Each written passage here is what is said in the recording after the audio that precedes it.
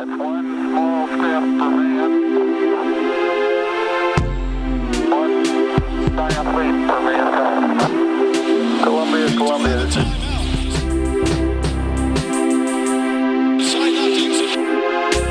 Houston, AOS, over.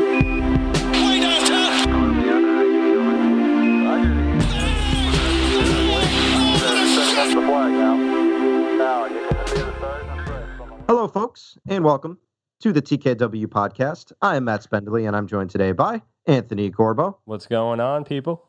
And Ty Jordan. Hey, what's up? It's Ty, a.k.a. the Handsome Heckler, a.k.a. Half Man, Half Windsor, a.k.a. Masha Jordan, a.k.a. Tyrantula, b.k.a. Bumba Clout, a.k.a. Tyrannosaurus Checks. What's going on? What's up? Did you tell Jason Samaro that you stole their shit? Did you tell him that? Hey, there's tons of people who do AKAs. But hey, if they want to come on the pod and talk about it, I think. I was going to try to figure out something on the fly to do there, but I knew you were going to come in with some fire. There's no way I was going to be outdone like that. Oh, man. No, Corbo, you're a bridesmaid this weekend. You can say whatever you want. This is true. I am a bridesmaid this weekend. You heard that right, a bridesmaid. Bridesmaid. Our own Anthony Corbo, a bride. It's 2018, folks. This is what's happening. That's what I told my dad. Was just like the heir to my throne. I'm so proud of you here. And I told him like, nah, we're done with that patriarchy, masculinity shit. 2018, it's all fluid. That's facts. All right, so let's talk about the Knicks because we've had some preseason games under our belt. We had a pod on Monday talking about the game against the Wiz. But before we get into the preseason game against the Nets, I want to talk a little bit about the most recent news to come out, which was that Kyrie Irving said, quote, I'm planning on re-signing here next year when they had a tip-off event for the Celtics tonight at the TD Garden. So we've expressed some doubt about Kyrie ever coming to the Knicks on this program already. I know Kyle is one that said from the beginning this isn't going to happen. We shouldn't really bank on this or anything like that. But it's still just words. But it does feel like this is the kind of statement that would be a little difficult to go back on. And with everything lining up the Celtics way, we always were a little more skeptical about it actually happening. So, Ant, what do you think about the Kyrie thing? Did you ever have any hope for it? So I kind of align very, very closely with what shouts to Tyler Marco, what he said in the random chat today, where he goes, ball dominant point guard with how many knee surgeries now? No, thank you. And then in parentheses, not better at all. That's so on brand for the Knicks, though. Yeah, exactly. Like that's what would have made it so perfect is if they would have signed Kyrie to a max deal and he just blows out his knees and is a mess for 5 years. I'm just like, I'm at the point where it's just, this is probably for the best. And like, it made the whole thing really easy to stomach when I saw that. Like, I was pretty much convinced that Kyrie was going to stay with the Celtics because there's really no reason for him to leave the Celtics. Boston's not that far from where, he grew up. Like, that kind of, I know it's cool to do the whole Kyrie's from New York, quote unquote thing. He wants to play in New York, but like, I don't even know how realistic that whole thing was from the start. I think we were just maybe in our own heads. This one doesn't, like, if I were to see that KD is completely ruled out the Knicks, and I know they're different caliber of players, but if I were to see that, I'd be much more devastated than I am with the Kyrie shit. I hear you. Ty, what did you think? Were you a Kyrie guy at all coming to the Knicks? Oh, man. Well, the thing is, I wish it would happen. I really do, but it doesn't seem plausible or even, like it was going to, like the Knicks were ever going to have a real chance. Because why would he ever come? Because it's a great situation with the Celtics. So it didn't really make sense. I hate to agree with Paul Pierce, but he wasn't. There's nothing I hate more than doing that. Because there was no reason for him to leave. But I'll say this though, because I can't completely agree with Paul Pierce. It's like he said superstars or stars didn't want to go to New York. But Jimmy Butler just listed them as one of their teams. And now Paul Pierce is talking about the world being flat. So I'm just saying, like, he's been delusional for years. That's exactly. It's true. Exactly. So, I'm not hurt at all by it. It was what was expected. And honestly, I didn't want to shell out how much money for, like Marco said, like how many millions of the super max for Kyrie Irving with so many knee surgeries. I wanna think that they would be able to give him a little bit below max, but like, yeah, it's Kyrie Irving we're talking about here, and all of his knees get that money too. So we're good. Boston's going to give it to him. Like that's how it's going to go. And I said it too when we talked about this a couple weeks ago. If Boston ever goes out and goes to the finals this year, and if they ever manage to beat the Warriors, even if they get to the finals, why the hell would Kyrie leave in that scenario? And that's the most likely scenario, is the Boston Celtics coming out of the East, going to the finals, and losing to the Golden State Warriors. So if that happens, there was never any plausible scenario where Kyrie comes to New York. It just never made any sense to me. It's like abandoning this thing that you've built up and been a part of. And we've seen Kyrie, obviously he's had a strange personality. We know some of the things he's done, what he did with LeBron, but this is a completely different scenario. And there's a lot of things that could go wrong for the Celtics this year, but we always need to think about the most likely outcomes. And the most likely outcome was always overwhelmingly that Kyrie Irving was going to stay a Celtic. And again, there's always the door still cracked, I suppose, because it's just words. But at the end of the day, you're going to see Kyrie in a Celtics uniform for this year and in the foreseeable future. And I'd be shocked if there was any other scenario than that comes to fruition. I'll say one more thing I want to say is the thing is, people said Kyrie wanted his own team, and he might not ever have that, because that era is kind of gone. Here with the Celtics, or there with the Celtics rather, is his best case, because he's an older guy on that super young team. And if he ever wanted his own team again, New York wouldn't be that place, because you see how much everyone loves Kristaps Porzingis. People would die for him, pretty much. So if he ever wanted that kind of, the idea of, you need your own team, or the thing is, he doesn't even line up with the projected success of New York Knicks. It's just too early in our development. And it's very similar. It's not quite the same, but with Jimmy Butler, it's like, you got a good thing going right now, but we're looking into the future. And there's, and that's where the premium is. We're putting all our chips on the future. We don't need that guy right now. 4 years from now, when the knees are really going to start hurting and you're going to see a little bit of the Dwayne Wade stuff going on, you know what I mean? It's just going to look like a bad deal, and it's going to look like it was a move made too early. I kind of feel like this Kyrie contract is going to be bad for the Celtics moving forward. I think it might help the Knicks the most for the fucking Kyrie contract, because I don't know, is this going to be like the money that they can't get off the books in a couple of years that fucking, impedes them from being able to re-sign some of their own free agents, or be able to, go out and get fucking AD or something like that? Possible. I don't know. Will the Kyrie contract let them not be able to, sign Jaylen Brown and Jason Tatum both, Exactly. And that's the thing. That's the problem with Boston Celtics.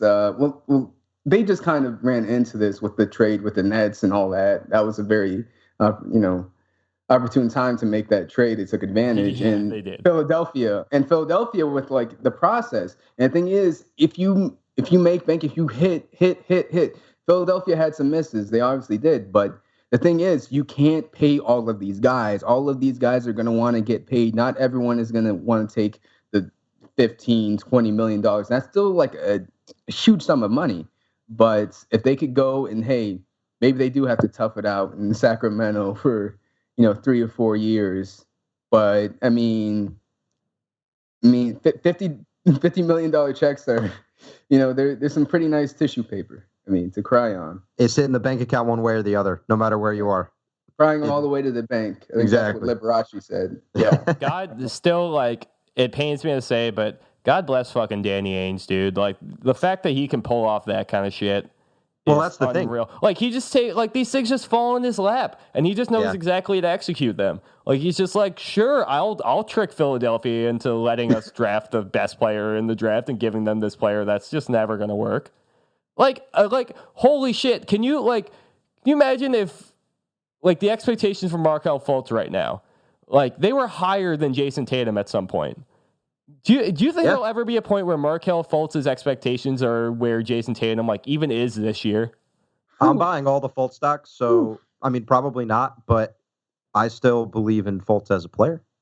I do too, but we've gotten to a point where everyone's going to be super stoked. If Fultz comes back and is a 14-5 guy, fucking literally. Oh man, I'm just mad about the Celtics bamboozling them there, and just the being Celtics mad about the Celtics is what we do the best. You know what's scary though? I can't believe that the Celtics, that Danny Ainge himself hasn't personally just ripped the Knicks to shred in any transaction. It's because they're smart now. Well, they were smart now, but how did they not try to outdo Brooklyn back in 2012 is what I'm thinking. No one's getting, come on. That was kind of like that was such an like looking back on it, even just today, every year you see the embarrassment in Brooklyn, and like every year during the draft you see it, and it's like this will never happen again because the humiliation is just so high, like it was just it's these that things bad. always come around. But you know what? We said it wouldn't happen again in other sports with the Herschel Walker trade with the Vikings. It all comes around. What about like what happens? Like when does Markelle Fultz? When does it become an island? When are people buying beachfront property on Markelle Fultz Island? If he's bad again this year, that's a scary thought. Yeah, that's a very scary thought. I hope things work out for him. You hate to see anyone. You do. Where does Fultz Island stand in comparison to Revis Island? Revis Island is dead. That thing is at the bottom of the ocean. It's sunk. Sunken island, man. That's island sunk. Yeah, dude, come on. You guys seen the short before Inside Out, the lava when it floats to the bottom at the end? That's what happened. That's I've seen the short before Inside Out. Ruined that movie for me. Oh. It's just a short, I promise. Right. Inside Out, the movie itself, also great. But anyways, enough about these other teams. Let's talk about the Knicks. I have to catch up on my animated movies, to be honest. But we can move on. If you ever need animated movie recommendations, I am your guy through and through, 100%. I still have to see Coco and like Moana. Coco's one of my favorite movies of the last 5 years. Yeah. I went to the theater. All right, one last thing before we move on to the next stuff. I went to see Grave of the Fireflies at a movie theater, old anime movie. And people brought their kids to there because they thought it was like going to be a funny or a kids movie. No, it was not. And he was like, "Hey, 1947, whatever date. That was the day that I died." And that was like those were the first words spoken throughout the entire movie. I was like, "Wow, these parents are going to be in for it. They have a lot of questions after this." Cover your eyes. Cover your eyes, child. Talk about being thrown into the Thunderdome. Welcome to the hardcore. This is it. All right, so let's move on from the Grave of the Fireflies to the Knicks. The things could be connected in some ways, but so when we're looking at Wednesday's game, last night's game, I had it on my computer. I was completely enamored with the Yankees game. I was totally into that. But I had it on my computer. I was keeping an eye on it. And then I rewatched the game today so I could get just a much better perspective on everything that happened and so I could take some notes. I think it's good to see the young guys getting all the minutes in the preseason. We saw, obviously, Alonza Trier had a great game yesterday. We saw some great signs from Ntilikina. There was positives around. So, Ty, last night's game, what are the couple things that stuck out to you? Oh, me? Oh, you know what, man? You know what I want to talk about? I want to talk about Alonza Trier. Get into it, baby. Do it. You want me to just go right into it? Right into it. Let's talk about him right off the bat. Okay, well, let's talk about it. All right, that kid is a baller. All right, he's not he reminds me. I mean, man, just some of those crossovers, like those are things I wish I could do. And I'm watching him, and I'm just so amazed because what he knows is he understands rhythm, and he just messes with the minds of the defender. And it was really beautiful to see because he didn't do too well in Summer League, but he really stepped up over the course of these last few weeks or just in this game because he knew his team needed him. And what was it, 25 points, 20 in the first half? Yeah. Like, once he hit that 3 at the buzzer, I had a feeling. Yeah, that was great. I had a feeling, I had to catch up on it this morning, but I knew that was when it started, and that's when he got hot. And he reminds me of a really streaky player. He just seems like the guy who just let it fly.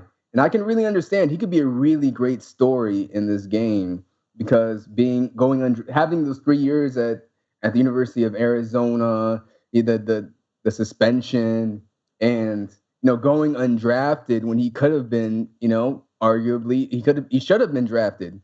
But things just didn't work out. And being the second fill to DeAndre Ayton, he's got chips on chips on chips on his shoulder. And I could see him being a really great story. I want to see more develop besides, he favors the jump shot, but he can get to the rim. And you love to see that from a guy, especially so young, because it reminds me a little bit of, James Harden. He can get to the foul line as well. All you got to do is, penetrate. Even if it doesn't go in, if you get to the line, those are good points. I think he did 4 point. He averaged last season. I remember I wrote about him. I think it was 4.8 free throw makes. Yeah, he averages like 6 free throws a game at college. Like he was getting to the line at Arizona. Yeah, exactly. And that's something I love to see. And I remember what I wrote about him, man. I really sung his praises before he even played a game for the Knicks. But I'm really excited. I'm really I'm very excited. Of all the rookies, I'm more excited about Mitchell Robinson. I'm more intrigued by Mitchell Robinson and Trier than I am about Knox, because I can spot some of Knox's difficulties already. But does anyone else want to say anything about Trier? I think I've done enough. I'm just like that dude can fucking leap. Like I'm actually watching the game right now, and I'm in the third quarter, and just like that. I don't know if they counted it or not, but that block against the backboard. They didn't count it. They called it a goaltend. Yeah, and it wasn't a goaltend. When you watch the replay, he blocked that shot. Now. Yeah. Yeah. Fucking, oh man, he can really get up there. He really seems to understand spacing well on the floor, which is pretty good. Like, he's definitely an isolation player. And the quote from Fizdale that came out is really interesting about him, where, as young and unproven of a player as he is, like, Fizdale's already ready to just let him play his game and let him go. And I'm excited about that. I think that he is I think he might be a rare case who's able to isolate well on the floor without getting in too many people's ways. You can't have a name like ISO and not let your coach let you dribble 10 times in a game. It's just not how this works. That was very worrisome at first. I think that was worrisome for everyone. Like, his handle was literally ISO. So, yes. Like, it's very, because you had ISO Joe was like a mark of shame, for Joe Johnson, but that kid wears it proudly. Like, I know I can ISO. Taking it back. Let me talk about Trier, because I've said this before when we talk about it. I was a big Arizona fan. I loved watching Ayton, Rollie Hawkins, Parker Jackson Cartwright, Dwayne Ristich, all these guys. Let me play wet blanket for a second, just because I know people are excited about Trier. So he attacks the rim, and I love it, but he is somewhat predictable in that when he goes up, he either jumps in the air and he's going up to get fouled and put a layup in, or he does kind of a wraparound pass to the center. He did a lot with Ayton too. So it lends to some tough spots for him because he ends up in the air and sometimes he's not exactly sure where he wants to go with it. And you also I always worry about a guy that relies so much on some mid-range opportunities, especially in isolation. So we saw Trier get a lot of his buckets yesterday, kind of taking the guy to church. He's dribbling around in the mid-range, pulls up. And if it's falling, that's great. We saw Trey Burke use that incredibly effectively last year and be a great asset for the Knicks, and it's something he'll do again this year. But for Trier, I worry the most just about him integrating in a normal NBA offense because he's not a passer. You're going to rely on him to score. And you know what? This year, the Knicks are going to need that. If we're being honest, if he's playing in a second unit with a Frank Ntilikina and Hezonia and a Mitchell Robinson, you have some guys there that aren't necessarily able to create their own shot. So having a guy that you can just give the ball to and say, hey, go get us a bucket, young fellow, like that's a valuable guy to have back there. And I'm excited about him, but I'm definitely not over the moon about his game just because I know what he brings to the table, and I'm not sure exactly how valuable that is to the Knicks and to the modern NBA with what we know about mid-range opportunities and how it's just not an efficient shot unless you shoot it at an absurd clip like a Trey Burke. But either way, you love to see him work in transition and attack the rim. Those are the things that really stuck out to me when I'm watching him last night. Anyone else or can I go back to this for a second? Or is dude, it's all you. Just keep going, baby. Yeah. Okay. So the thing is, you're absolutely right, and I think that's what makes him such an intriguing player. Is that he has all this room to grow, but he has a couple of skills. He has a couple of tools that he can use. He has to do a couple of different things. Maybe add a floater, a couple of outlet passes to someone else. He can get very predictable, like you said. So that's what's going to make his development to see, like, throwing him in the fire of the NBA on the Knicks, even though he's only on a 2-way contract. I think that's what makes him so intriguing, is that he has this direct journey that you could watch and see how because he's a black hole on offense. He gets that ball, it's not going to anyone else. Yeah. That's it. The ball stops there. So those are part of the growing pains. Those are the things that he's going to have to learn. And I'm really excited Because I think he can do it. I think he can learn to be a lead guard. I think he could be a 1 or a 2 in this game as long as he learns to pass and he gets better court vision. And the thing is, he's a showman. I don't think he'll ever be a first option or whatever, even in the second unit, maybe. But I don't want to put, like he said, like Fizdale said, I don't want to put a cap on him. But he's a showman. It's like Batman and Robin, like Dick Grayson, who was Robin. He said Batman always said you're a showman. Like you can never really be Batman because you're a decoy. Because you're that flashy, you got all this stuff that you're doing. So I think he's one of the people that needs to be around Kristaps Porzingis, to cause a little misdirection, to be the decoy of the players. So maybe one day we'll see. But this is we're getting a little bit ahead of ourselves. But I think it's okay. I think it's fine. It's preseason. We're undefeated. We're an undefeated team. Never lost. Right? Exactly, never lost. The other thing about Trier is he is just such a better option right now, next to Frank Ntilikina than Emmanuel Mudiay. And we can talk about Mudiay because Mudiay has been a mess, an absolute unmitigated disaster. Are we talking about it? Let's get right. We're getting into Mudiay, man, because we need to keep it a buck here with him. I don't know where he fits on this team. We talked on Monday about how he shouldn't be playing minutes for Frank Ntilikina, but he also shouldn't be starting. Which, where is he playing in that scenario? He's not.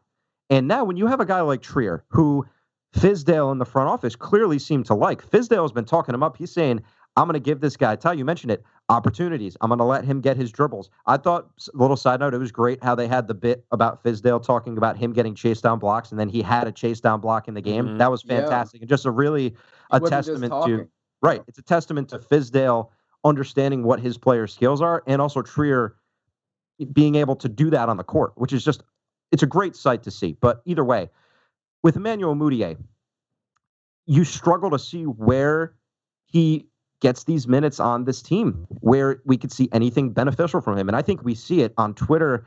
We see it with the people we interact with. We see it in our clips.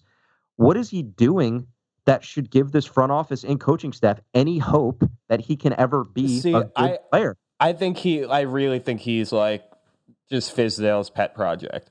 Like, I have a feeling when it gets down the line, when we start getting to the point where it's not just all hype about David Fizdale and we start actually, critiquing his game a little bit more, I think one of our big gripes with him is that he wants to get Emmanuel Mudiay right so badly that he overplays him. I tend to agree with you, but what if Trier almost replaces that? What if it's like, ooh, maybe this guy's better than the guy that I thought was going to be my project? Yeah. What if that's... No, I hope that becomes the case. I'm trying to think of a good comparison, but it's hard when you have like two young players who are still trying to prove something. And I don't even know, do we still consider Mudiay a young player trying to prove something? How old is he now? Yes, I do. Well, he got drafted the same year as Kristaps. Oh, so that's right. Yeah. He's 22, 23. Yeah. So like he's a young guy still, and he's 22 years old, and he still has a lot to prove in the NBA. But I think if this doesn't work out with the Knicks and he has a really bad year, and who knows what's going to happen, his NBA future is in serious doubt. I think he'll latch on after the Knicks, even if he were to get cut this year or something like that. I think he's got another third string job in him somewhere, or at least for another year or two. But I think this is his last chance to prove that he can be a starting caliber player in the NBA. I think that's where they're at right now. I don't think any of us really believe that's going to happen, but I think that's where he's at right now. Ooh, yeah, to be honest, he doesn't fit at all. Like, has he shown anything even in preseason? No, the guy's just not like passes out of bounds and shit. Like, he was awful last night. He was absolutely awful. You don't know what's going on. Like, I don't really have much good to say. Like, I'm trying to even think about what we can sit on and think about a little bit. But he's got a couple jumpers, I guess, that he nailed. Like, I guess that's fine. Sure. But it's just he makes everyone worse. Pass to Alonza Trier. Yeah, well, that's true. It's not hard to do. It's not a high bar to cross. Yeah, but it's just so far it shows like Trey Burke is a better fit next to Frank Ntilikina.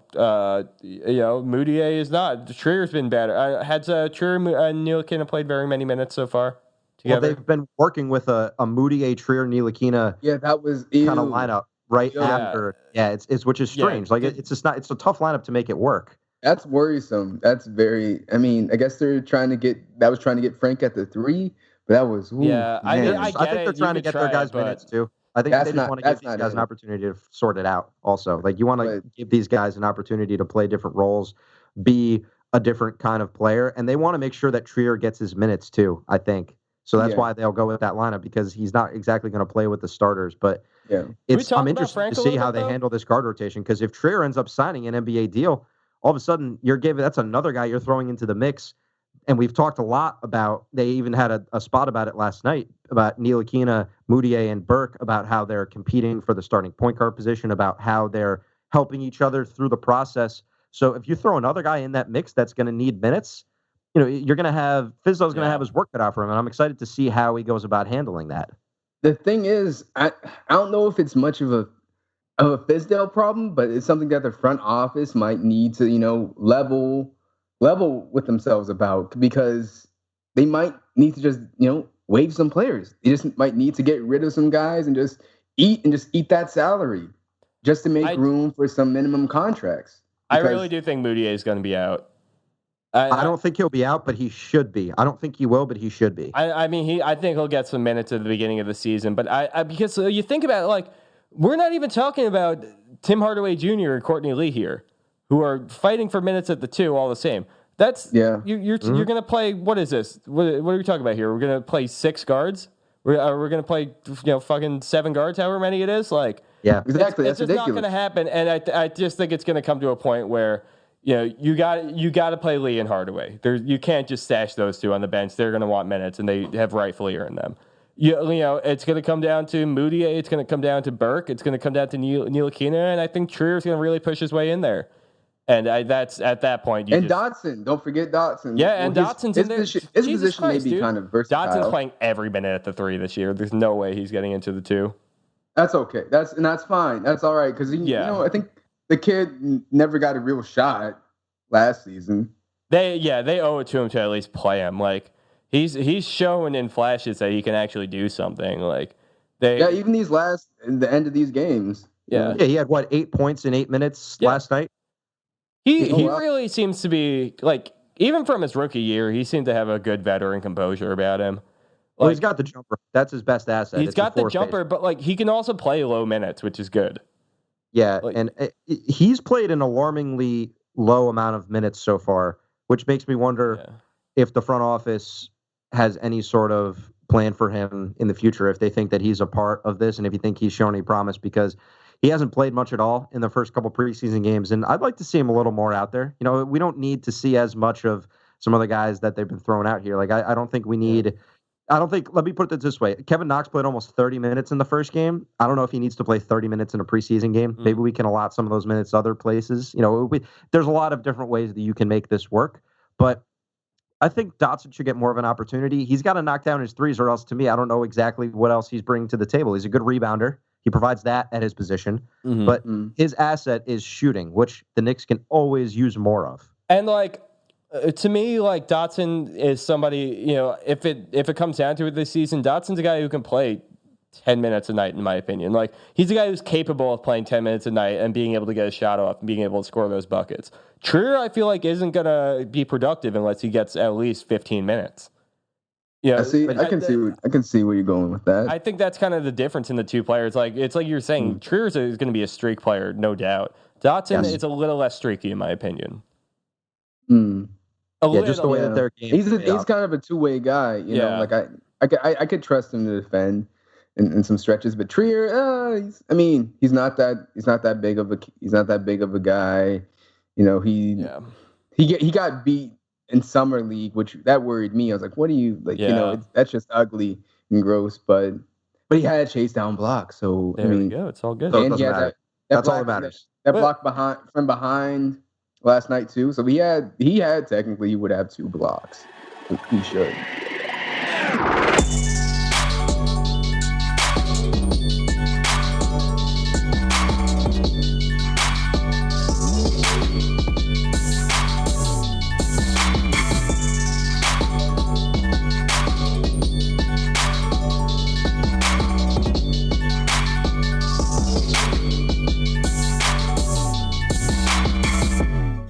We gotta talk about Frankie a little bit though before we get out of here. Before we get Let's too do far it. off this topic, I mean, like, Talk about Frank Corbo. I thought he looked pretty good last night. He had a good game last night. The one thing I thought that like the training he did this summer paid off. I could see him getting into the lane so much easier compared to where he was last year. Like he just looked confident. I was watching his feet. His footwork looked good when he got inside. You know what? I just think he looks a little bit more confident there. And with all the other guard play that's going on around him, not where I want him to be, but a little bit more comfortable shooting the three, it looked like. Yeah. That was encouraging. He didn't look scared anymore. Like I felt like he was really shook. Yeah. For every single game he played last season. It still seems to be his mentality a little bit. Like there was definitely times where he had it wide open and chose to and tried to drive in a little bit and then just kicked it out to someone who was not open. But like that happened on Monday night. Yeah, and he's just happened on Monday night. He's just gonna do it because that's like how he's played basketball for a long time now. But it's something that's gonna take some time to transition out of. And I thought there was some signs of him at least getting away from that. But when he was cutting, when he was getting in there, he had a dunk. Like he looked good fantastic in those situations. Yeah, and it's always, I'll say this because when we talk about point guards, and whether you think Frank is a 1 or a 2, doesn't matter. He was drafted as a point guard, played some 1 and some 2. So either way, when we talk about point guards, shooting guards, guys that come into the league that are young, it takes a few years for these guys to become who they are going to be as NBA players. We had a debate in Slack today about Andrew Wiggins and if he still can be a really good NBA player because he hasn't quite been that in his career, but it's the same sort of idea.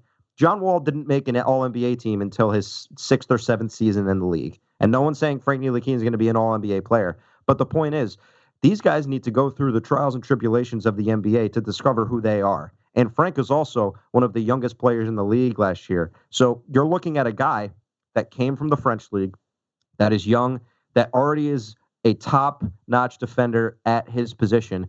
It's going to take him a long time to become who he is as an offensive player. And the progression is going to be slow. So it's always the signs that we look for. It's getting a dunk in the lane on a dribble drive. It's a spin move with a lefty layup, which is beautiful. It's spotting up for 3 and having that form look strong and like it can continue and be a huge part of his game. Those are the things that you look for. And then you hope that those become more normalities than something rather that we go, oh, that was good to see Frank rather than it should be Frank Ntilikina. It shouldn't be an outlier when he ends up being the NBA player that he is going to become down the line. Wow. You're prepared to defend Frank Ntilikina in front of Congress. Wow, that was beautiful. That's what I do.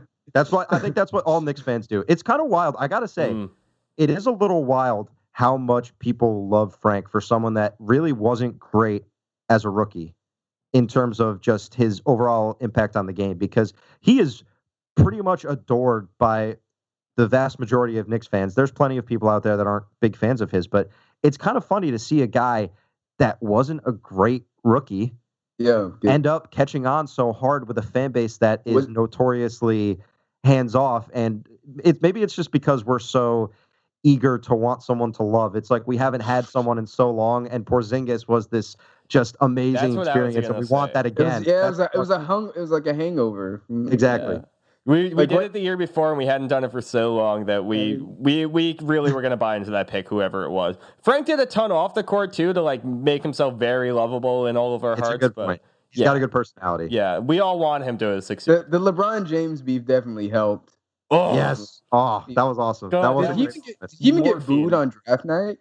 Did he even get booed on draft night? I think we were over that shit. It was kind of like meh. It wasn't a Porzingis or alleged Kevin Knox response with people loving Michael Porter Jr. Give me a freaking break. God, we don't need to get back into that. We spent plenty of time ranting about that on this podcast. All right. Let's talk briefly about Mario Hezonia, who has been mostly a mess in the preseason. He hasn't shown much. I don't think it matters that much for a veteran like him that's kind of been around. I shouldn't say a veteran per se, because he is still another young guy, one of these lottery picks that's been thrown in, but he's turned the ball over like crazy. He hasn't done a lot. He played 20 minutes last night and he had 3 points, and one of them came on, he had a foul that came late in the game.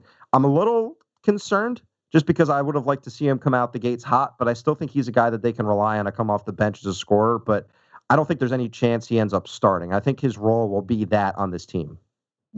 Yeah, I definitely hear you. I hear you loud and clear. The thing, he's...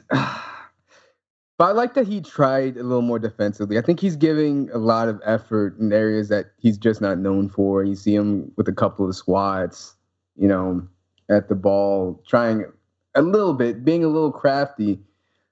Defensively, offensively, just like you said, a mess. 5 turnovers the first game. How many was it? I don't know. I don't think he had the ball too much in the second game. He didn't, but he still had it. He had his first possession of the game. He had a turnover, and Breen immediately went into he was really disappointed with himself after the first game with 5 turnovers. He wants to make it better, but he telegraphs his passes a lot because he likes to get flashy with it. And you can tell, like he had a couple where he gets one nice pass. He likes to pull he did. He could pull those out, but he had one where he wanted to do like a classic, spinning bounce pass, and he kind of threw it, and the guy easily put his foot out to kick it. He has a couple. If you look in his highlights from the match, you just look up Mario Hezoonja pass, and you'll find some stuff. He had one where he went behind the back for no reason, so you'll see that come out, but you just like to see a little more consistency from him. But at the end of the day, he's a guy that the Knicks are, whatever he gives them is gravy. You want some scoring. He's a guy who strikes me as he's going to be exactly who he is, and he has no intention on really changing that.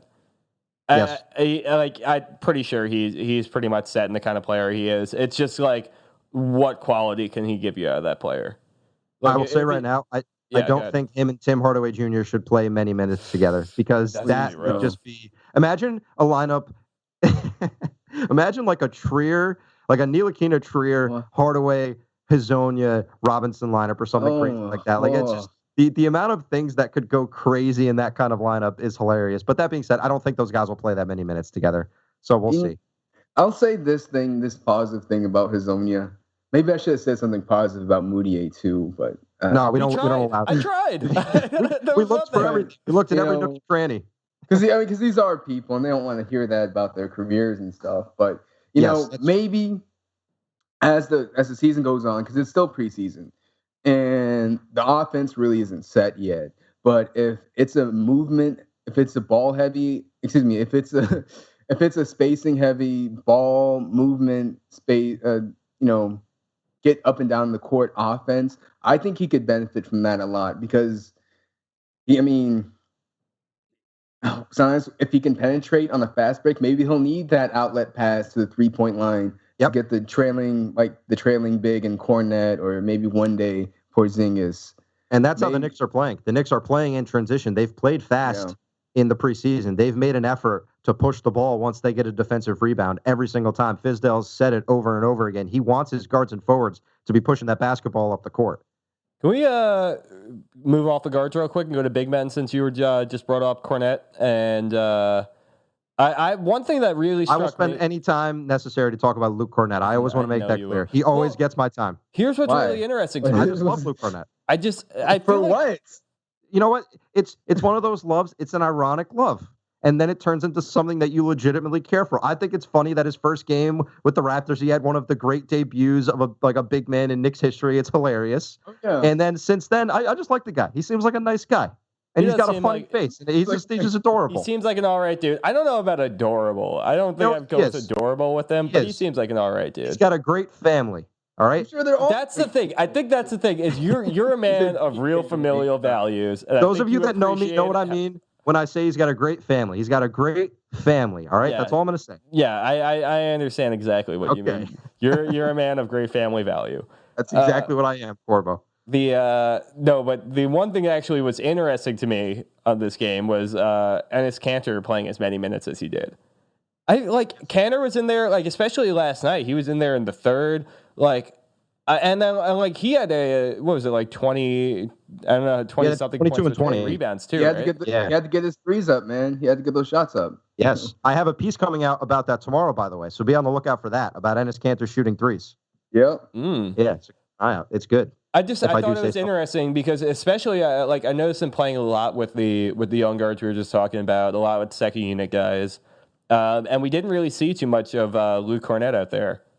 No, Cornette did not play last night. He played in the first game about, I think 5 maybe, but he did not play last night. Yeah, and that's what's interesting to me. Like even like Hicks got minutes over Cornette, right? That's kind of disrespectful. Like, I feel like, especially in terms of like, you know, the play. Like, I mean, we've said this a lot, but like Cornette's got a similar build to Porzingis, where you're just like you can use him as a bit of a doppelganger in certain situations. He's a stand-in, you know. Yeah, stunt double. Yeah, I'm just like. And what I'm just like, I don't know. I feel like some of these guys who are going to remain with the team are going to want to play with someone who's more in the frame of Porzingis and will kind of move similarly. They don't have the same kind of game, so maybe there's something to that. But yeah, I mean, I'm just more surprised, I think, than anything, even when Kanter's playing well, to see him getting as many minutes with the young guys as he did. He's gonna shoot some threes this year. I'm telling you. Like I said, I got the piece coming out tomorrow, so you guys can read about that on theknickswall.com tomorrow. But you're going to see when he was in Utah with Trey Burke led the team from in terms of like assisted. Wow. So, look at you. Yes. Wow, man. 4 years ago, these guys played together and they played like a decent amount of minutes. This was a young Trey Burke. Wow, and between Trey Burke and Hayward, those were the two guys that set Kanter up for 3-pointers. So I tweeted this out, but they basically ran the exact same play that Kanter ran with Burke as kind of a pick and pop in his first 3-pointer in the first half that he missed. He ran the exact same set. You go back and look in 2014 in November against the Atlanta Hawks with Trey Burke 4 years ago. So that's something I think the Knicks are going to rely. And Kanter, it's maybe 0.8 3-point attempts. Maybe he sets a record. Maybe he shoots 50 this year. But I think you're going to see him venture out. And I was worried after the first game on Monday because I wanted to write this piece and he didn't even attempt any or even get out. But then in the second game, I saw him take 2. You see that kind of thing. And I think it can't be anything but good for the offense because you want Kanter to still get in there and bang for his offensive rebounds as we saw him do last night. But if that's just once or twice a game where he's picking and popping and the defense is getting lazy, why don't you give him that opportunity to see what he can do? You just pulled game footage from 4 years ago, man. That's why you are the best. YouTube is a beautiful thing. Like, wow. I appreciate it, guys. I'm taking a bow right now. Thank you to everyone. But on to that, the bigs and Cornette not getting minutes. Hello? Yeah, you know, you're here. Yeah, you're good, bro. Sorry, I heard some static. I thought it was raining or something. No, I think, well, obviously he was giving Vonleh a bunch of minutes because he wants Vonleh to be the big. He wants him to be, like you said, Lance is his Draymond, but I think Vonleh might be more of his Draymond type, like a guy who can move around a little bit because he's traditionally a power forward. But he only played 5 minutes last night, though. You saw a little more in the first game, but still, like he's a guy the Knicks want to see what he can do. Yeah. But so he's a little bit more intriguing to me as opposed to the Kristaps Porzingis stand-in of that is Luke Cornette. Yeah, I guess so. Yeah, the same. So with I don't know definitely it's a little bit of a more modern offense that he's trying to run, and maybe KP comes back and he is still a 4 because that's still a possibility. It's a possibility, or at least to get minutes at the 4. Maybe he wants Mitchell Robinson, another guy who can get up and down the court at the 5. And I still want to see him shoot. I guess all indicators are saying that he can't shoot at all. But come on, give me something like more than a lob. I need to see more of a lob from Robinson. We can get on that later, but I see why Cornette's not playing as much. And hey, maybe Cornette doesn't make the team. You wash your mouth. Hey, yo, that's what I'm you kind of wash worrying your about. damn mouth. You think what about one other thing we have to mention too? Necessary? But go ahead, like Ron Baker is a player that's on this team too. I forgot about him when we're talking about the guards. Fizz loves him though, because you saw the hustle he had last night where he stole the ball and then gave a little pass and Isaiah Hicks went in for the big yam. Fizz was loving it. Fizz likes a guy like that because he's a hard worker, he's scrappy, blah, blah, blah. Yeah, the streak is alive, bro. 2 games in a row, Ron Baker is dove to the ground. Let's get this thing straight. First of all, just because you fall on the ground does not make you scrappy. All right. Of course it does. But he's white though. That's the thing. That's why he's scrappy. He could have stayed up and got the ball. Like he could always. Oh, I know that. Bro, that's Him, how at I play least. basketball. That is my game entirely. I know exactly what Ron Baker's doing out there, and it's all Trip over bullshit. your own legs. Yeah, it's all is- bullshit. Like, yo, then the dramatic pass from the sitting position, just like, yo, like, come on. All right, It's so so To Isaiah Hicks in the ugliest play in preseason history. Oh my God. All right, last thing before we get out of here, because I'm going to see A Star Is Born tonight, and I'm really excited. Gaga. The starting lineup, it's going to be awesome. Lady Gaga's going to win Best Actress. I have no doubt about it. So I'm excited to see what kind of performance she Gaga's gives. a But either way, fucking angel, dude. not Michelle Williams in Venom. Are you sure? oh my God. Oh, the reviews on that I shit, don't know. I'm going to see it, but Oh, I'm man. not optimistic. That got in good with that movie pass, And I man. love Michelle Williams, but not quite the Oscar role. Maybe not. But all right, either way. So I think that this is going to be the starting lineup Like, game. oh, sorry. I was just thinking like You got Michelle something Williams. else to say? Yeah, it's like Michelle Williams. I was thinking just Destiny's Child. Like, was the first thing that came to mind. So sorry, but yeah, go ahead. But yeah, where were we at? Ty's mind's on Destiny's Child, not the Knicks starting lineup. Just want to make that clear. That's fair. Starters. I think you're going to see Burke, Hardaway, Knox, Thomas, Kanter. I would bet that that's your starting lineup on day one, on opening night against the Atlanta Hawks. I think that you'll see Courtney Lee come back and he'll play off the bench, and your reserves are going to be Mudiay, Ntilikina, Courtney Lee, Mario Hezoonja, Mitchell Robinson. And we'll see what they decide to do with Trier. And then beyond that, your bench warmers are Baker, Dotson, Kadeem Allen, Noah Vonleh, Isaiah Hicks, Luke Cornett. But do you guys think that that's going to be the starting lineup game one, or do you think that we might see a different iteration come October 17th? Who did you put at the 4? Well, the starting lineup for the first two games has been Burke, Hardaway, Knox, Thomas, Kanter. Yeah, I mean that sounds about right. I could maybe see like somebody else coming in for Thomas. I'm trying to think of who could do it. But Courtney Lee is not going to start because Tim Hardaway Jr. is a lock to start, and Fizdale doesn't want to start Lee and Hardaway together. No, Knox is a lock. That is an experiment of Jeff Hornacek past. Right.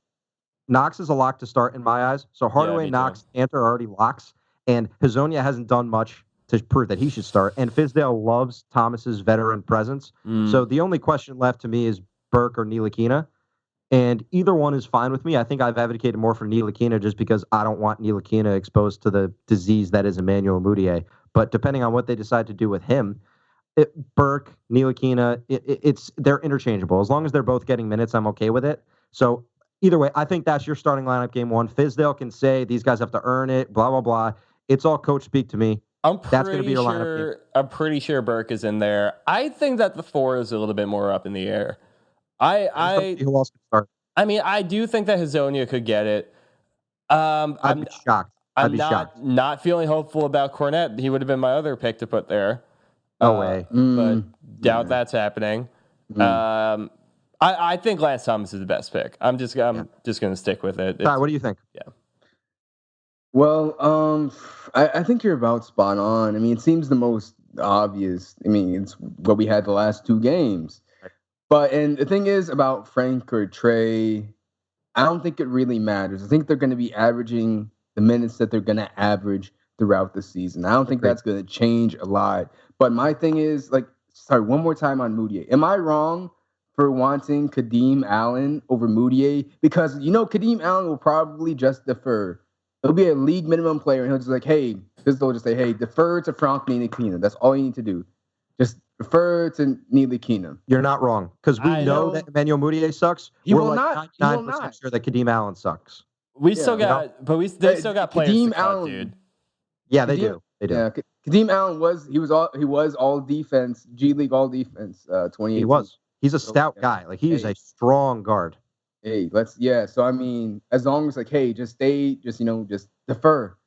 That's all you would need him to do. Yeah, just it's defer true. to Frank Ntilikina. That's all. And I would really think that would help his development more than playing second fiddle to Mudiay in the offense. And that's just like you said, in the past podcast, he makes everyone around him better statistically, and that's terrific. That's terrible, and you don't want to put your young guard who you're still developing in there. Right. But you don't want to expose him to a guy that makes everyone worse. It's just the way it is. That's a really sad statement. It is. Do you think one of Mudiay or Baker might get cut to make room for one of these guys? No. That was on my list of things. Like, you could just make this case to management or whatever. Like, hey, these guys aren't doing anything for your team, and they're not even making you any money. Like, who's buying a Mudiay or a Ron Baker jersey? Oh my God. You know, these guys aren't even giving you guys a little bit of buzz. Besides the crowd that like scrappy guards. There are some Ron Baker fanboys out there. I'm sure we have some listening to us right now. So all respect to you guys. But yeah. Shout out to farmersonly.com. But yeah, and that's a case I'd make. Like, you could just get some guy. Like, I'm really, like, honestly, I'd like to. I wish Tyrese Walker would come back. Like, he could have got a good chance. Just having a Morehouse man in there. Yeah, you'll see those guys in the G League. Like, that's why they've signed all these guys to deals. Then they cut them. Yeah. It's because they're going to be in the G League. Yeah, for sure. I think, Kadeem Allen ends up down there. York Legend. John Jenkins. Yep. Yeah. You saw them sign him. There's some other that they'll have plenty of options in the G League. Hopefully, I forgot about that. There's going to be the Knicks essentially have another roster spot that they're playing around with, because they're definitely going to cut Joakim Noah before the start of the season. It's just a matter of time. Yeah, you just got to give money back. Why doesn't he? It's a process. All right, so I got to roll. So a couple plugs before we get out of here. Yeah. One, check out our merch store. We got the Mitchell Robinson shirt still up. My God, I can't wait for it to get here. Beautiful. It's the best shirt I've ever seen. So go buy it. Get it in cream. I made it's cream not is a beautiful look. Yeah, I got it in heather gray, and then I checked at the cream color, and the heather gray looks good, but I saw the cream, and I was like, I forgot. We need to redeploy the Iron Giant nickname for Mitchell Robinson when he comes back. I have an idea for the Iron Giant, Ty. Don't worry. I'll message you. The Iron Giant. We got Mitchell Blockinson. We got Lobinson. Jesus. So many names. Beat his AKAs, Ty. God damn. Yeah. All right, second plug. Be on the lookout. Ty's going to have a show coming up for us. Of producing it. We've had lots of discussion all summer. We're really excited about it. Ty's a great personality for us, and we're excited to put him in front of the camera and give him more of an opportunity to connect with you guys and give some thoughts. So, Ty, we're looking forward to that, man. Are you excited? Oh, I'm absolutely positively excited. Like, I'm jumping out of my couch right now. It's going to be awesome. So be on the lookout for that. Once the season starts, we're going to do some more work on it this week, but we'll be releasing that soon. Beyond that, we got some other stuff coming up. Knicks play again tomorrow, Friday night. We'll be on it on the tweets always, so check out the merch store. We got some pieces coming out. Like I said, I got a piece on Kanter tomorrow if you're interested in that. But beyond that, guys, great chatting. Everyone, thanks for listening. Have a good night.